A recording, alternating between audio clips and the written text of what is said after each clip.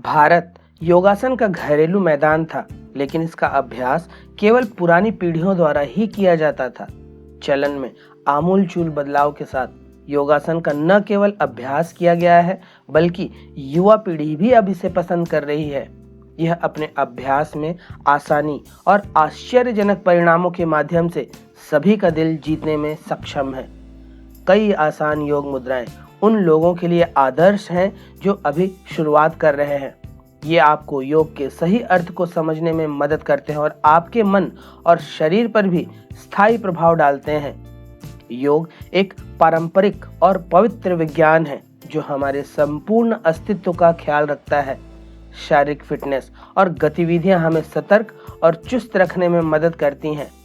यदि हम दिन भर एनर्जी को बनाए रखते हैं तो निसंदेह हम खुशी बिखेरेंगे और दिन बिना किसी कठिनाई के गुजरेगा। योग के माध्यम से शारीरिक स्वास्थ्य और मानसिक स्वास्थ्य को बनाए रखने में मदद मिलती है। योगासन हमें शारीरिक रूप से मजबूत बनने में मदद करते हैं, जबकि प्राणायाम और ध्यान हमारे मानसिक और भावनात्मक स्वास्थ्य में सुधार लाते हैं और हमारे आध्यात्मिक स्वास्थ्य पर महत्वपूर्ण और सकारात्मक प्रभाव डालते हैं। आज हम आपको सुप्त आकर्ण धनुरासन के बारे में बताने जा रहे हैं, जिसका नियमित अभ्यास आपके शरीर के लिए बेहद लाभदायक है। सुप्त आकर्ण धनुरासन करने के लिए कंबल, मैट या कोई दरी बिछा लें।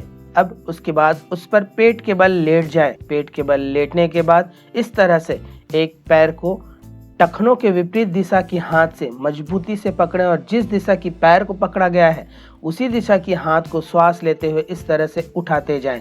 श्वास लेकर और श्वास रोककर टखनों को पीठ की ओर खींचें और ऊपर उठाई हाथ को आगे की ओर तानते चले जाएं। फिर कुछ देर इस स्थिति में रुके रहें और अंत में श्वास छोड़ते हुए सामान्य स्थिति में आ जाएं। अब यही क्रिया को दूसरे पैर के साथ भी करें। दोनों पैर से एक एक बार करने को एक चक्र माने। केवल इस आसन का अभ्यास कर रहे हैं तो इसे 5 चक्र तक करें। अन्य आसनों के साथ 3 चक्र करना पर्याप्त होगा। जिन लोगों को ध्यान लगाना आता है वे स्वाधिष्ठान चक्र पर अपना ध्यान लगाएं, तथा जिन्हें ध्यान लगाना नहीं आता वे शरीर में जहां कहीं तनाव या खिंचाव हो रहा है अपने ध्यान को वहां रखें। सुप्त आकर्ण धनुरासन करने के पश्चात विश्राम अवश्य करें। कुल किए गए अभ्यास के समय का 20% समय विश्राम को दें। विश्राम के लिए बाएं करवट का शिथिलासन सबसे अच्छा आसन होगा, जिसमें इस योग को करने में जिन मांसपेशियों को तनाव और खिंचाव मिलता है वे पूर्ण विश्राम की स्थिति को शीघ्रता से प्राप्त करेंगी। सुप्त आकर्ण धनुरासन पेट के बल लेटकर किया जाने वाला एक महत्वपूर्ण योगाभ्यास है। रीढ़ की हड्डी में खिंचाव लाने में यह मदद करता है। इस आसन को नियमित रूप से करने से ग्रीवा क्षेत्र, वक्ष और लंबर रीढ़ सहित रीढ़ की हड्डी को ठीक से फैलाने में मदद मिलती है। सुप्त आकर्ण धनुरासन रीढ़ की हड्डी पर भी बहुत दबाव डालता है, जिसके परिणाम स्वरूप कशेरुक हड्डियों का समायोजन होता है। यह आपकी रीढ़ की हड्डी को लचीला और तंदुरुस्ती देता है। पेट की मांसपेशियों को टोन करता है। यदि आप स्लिप डिस्क की समस्या से पीड़ित हैं और नियमित रूप से इस आसन का अभ्यास करते हैं तो यह आपकी समस्या से राहत पाने में आपकी मदद कर सकता है। यह मधुमेह के प्रबंधन के लिए भी लाभदायक है। इसलिए पारंपरिक दवाओं का उपयोग करते हुए धनुरासन करने से मधुमेह के रोगियों में बेहतर नियमन प्रदान किया जा सकता है। यह पेट की मांसपेशियों को मजबूत करने और पीठ को अधिक लचीलापन बनाए रखने में मदद करता है। यह मांसपेशियों, अंगों और संयोजी ऊतकों के आसपास रक्त परिसंचरण को बढ़ा सकता है। यह झुकी हुई पीठ और झुके हुए कंधों को सीधा कर सकता है। यह बाहों और पैरों को टोन करने में मदद करता है। गर्दन, कंधों और छाती की मांसपेशियों को फैलाने में मदद करता है। गर्दन और पेट के अंगों को उत्तेजित करता है, जिससे वे सभी आंतरिक अंग स्वस्थ बनते हैं। यह शरीर को अच्छी मुद्रा बढ़ाने में सहायता प्रदान करता है। छाती की बीमारियों के प्रबंधन में भी उपयोगी है। यह आपकी किडनी संबंधी समस्याओं में राहत देता है। कब्ज, अपच और लीवर की सुस्ती को कम कर सकता है। यह एक प्रभावी तनाव निवारक के रूप में काम कर सकता है, जो थकान को भी कम कर सकता है।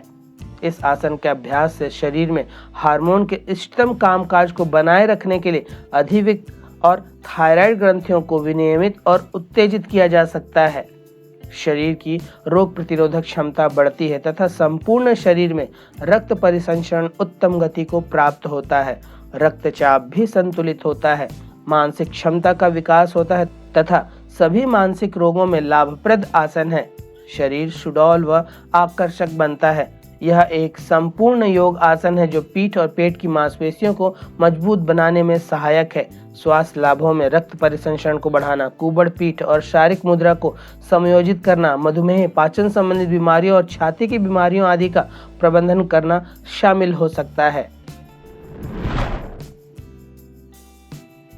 सुप्त आकर्ण धनुरासन संस्कृत के शब्दों से मिलकर बना है, जिसमें सुप्त का अर्थ है लेटा हुआ, आकर्ण का अर्थ है कान तक फैला हुआ, धनुर का अर्थ धनुष से है और आसन से अभिप्राय शरीर की मुद्रा या स्थिति से है।